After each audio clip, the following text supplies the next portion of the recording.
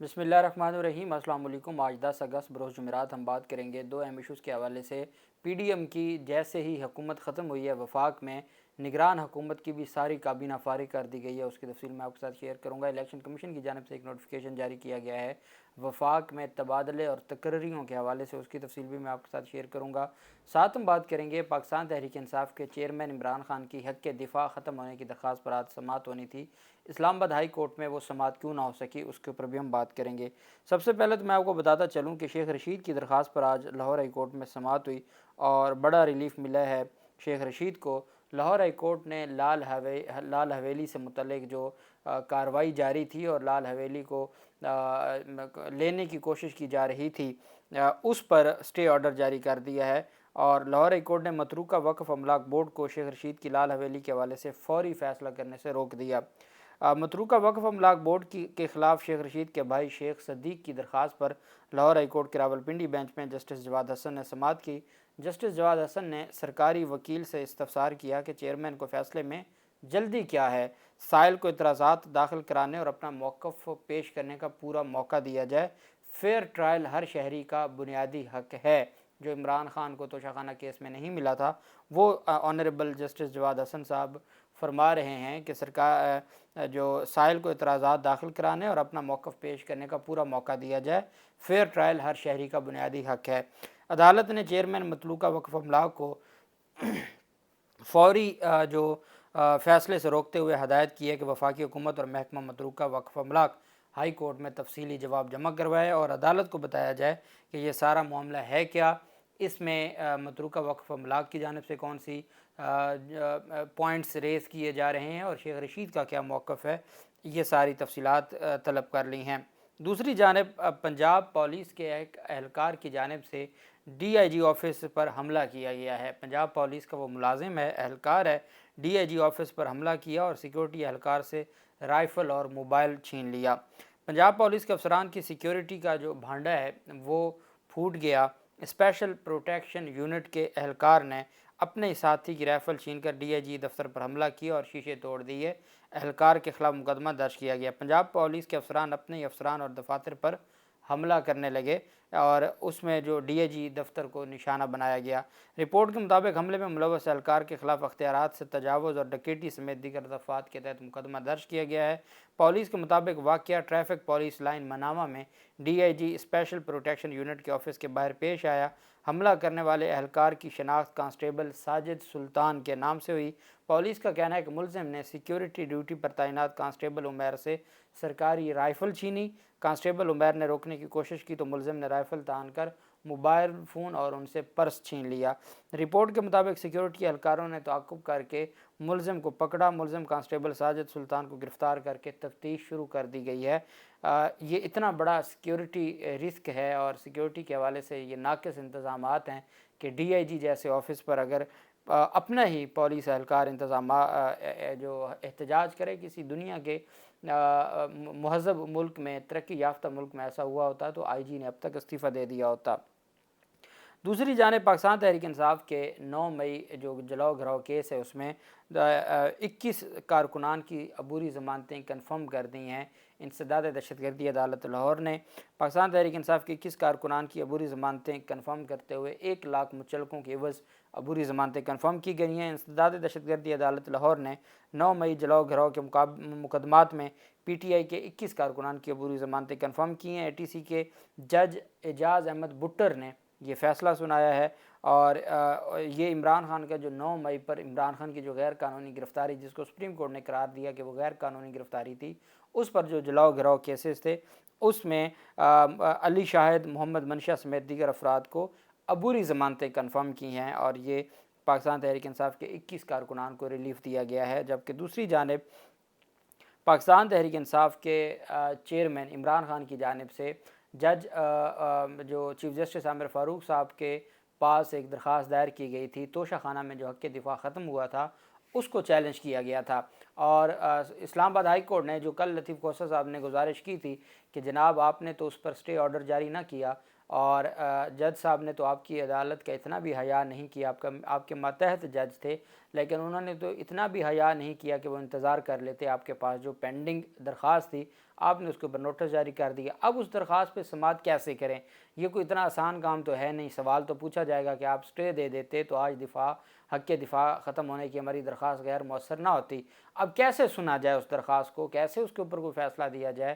اور یہ معاملات تو جب سپریم کورٹ جائیں گے تو سپریم کورٹ تو پوچھے گی کہ اتنی کون سی آگ لگی تھی کہ ایک معاملہ جب اسلام آباد ہائی کورٹ میں، اگر اسلام آباد ہائی کورٹ نے سٹے نہیں دینا تھا پھر نوٹس کس لیے کیا تھا؟ اسی تاریخ پہ حق کے دفاع کی درخواست کو ڈیسائیڈ کر دیتے، خارج کرنی تھی خارج کر دیتے، درخواست منظور کرنی تھی تو کہہ دیتے کہ ان کو گواہ پیش کرنے کی اجازت دی جائے۔ بہرحال چیف جسٹس عامر فاروق صاحب کی جو صحت ہے وہ علیل تھی اور اس وجہ سے کاز لسٹ منسوخ کی گئی اور جو پاکستان تحریک انصاف کے چیئرمین عمران خان کی درخواست پر سماعت ہی نہ ہو سکی، اور چونکہ سماعت نہیں ہو سکی تو پھر اس پر آگے کوئی تاریخ بھی نہیں دی گئی۔ یہ وہ اہم درخواست ہے پاکستان تحریک انصاف کے چیئرمین کی جس میں یہ کہا گیا تھا کہ مجھے گواہان پیش کرنے دیا جائیں۔ ابھی میں نے آپ کو جسٹس جواد حسن صاحب کا لاہور ہائی کورٹ کا جو فیصلہ ہے وہ آپ کو پڑھ کے سنایا ہے کہ فیئر ٹرائل ہر شہری کا حق ہے۔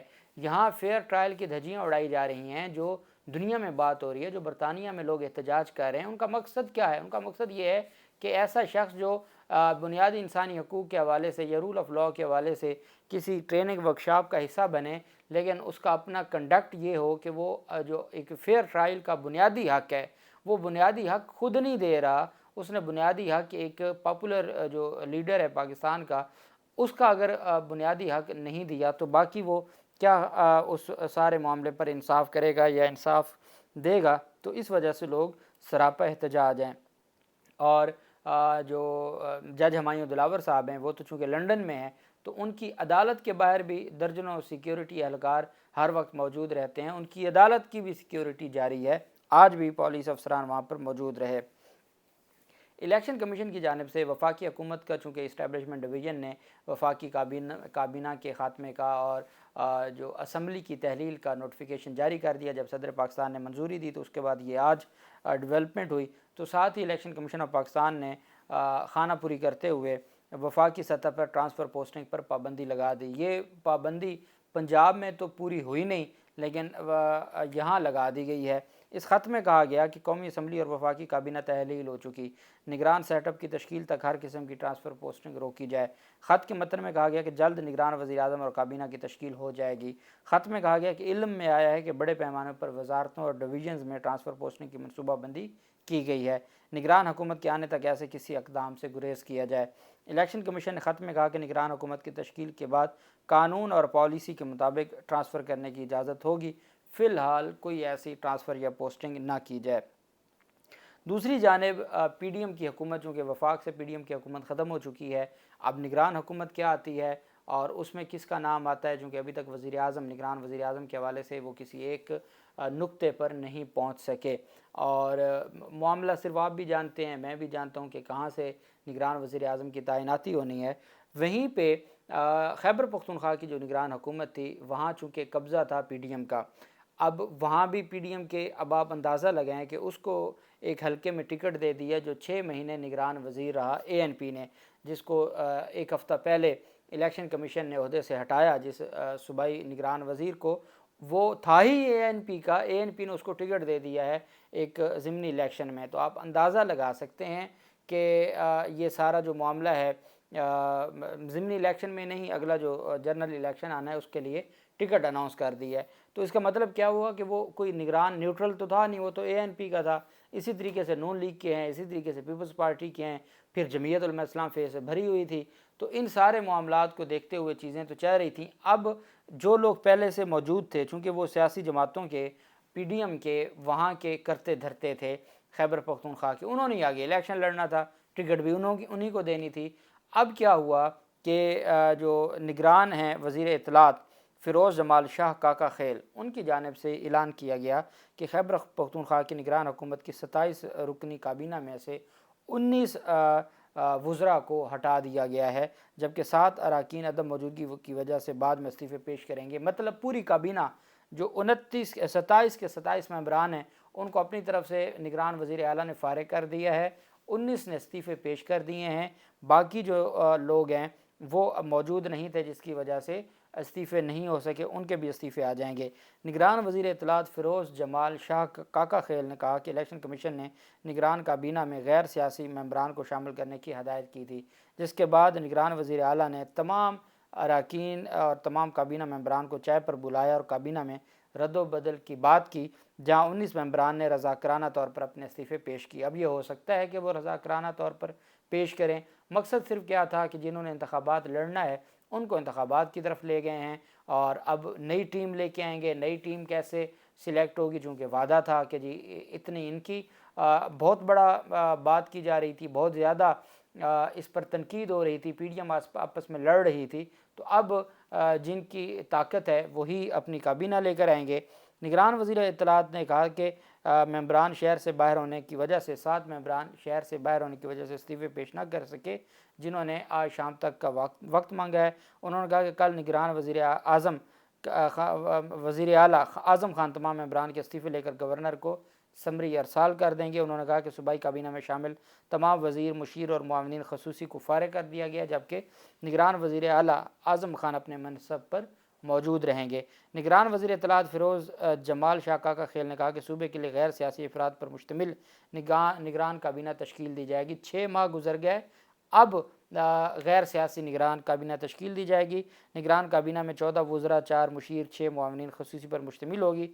الیکشن کمیشن نے کہا کہ یہ جو ساری چیزیں ہیں وہ آئین اور قانون کے مطابق ہیں، تاہم بشیر احمد صافی ایڈوکیٹ کی جانب سے تجزیہ پیش کیا گیا، ان کے مطابق اگر وزراء استعفے پیش نہ بھی کریں تو نگران وزیر اعلیٰ کو ڈی نوٹیفیکیشن کے لیے گورنر کو سمری بھیجنے کا اختیار ہے، اور وہ گورنر کو سمری بھیج دیں گے۔ بہرحال نہ صرف وفاق سے پی ڈی ایم کی حکومت سے جان چھوٹی، فی الحال خیبر پختونخوا کی نگران حکومت میں بھی پی ڈی ایم سے جان چھوٹی ہے اور ان کے بھی وزراء کو فارغ کر دیا گیا ہے۔ مقصد میں نے آپ کو بتا دیا، کوئی آئین کی پذیرائی کے لیے نہیں ہے، کوئی آئین کی بالادستی کے لیے نہیں ہے، کوئی رول آف لاء کے لیے نہیں ہے، کوئی جمہوریت کے لیے نہیں ہے، اپنے مفادات کے لیے ہے۔ اللہ پاک پاکستان کا حامی و ناصر ہو۔ بہت شکریہ۔ اللہ حافظ۔ پاکستان زندہ باد۔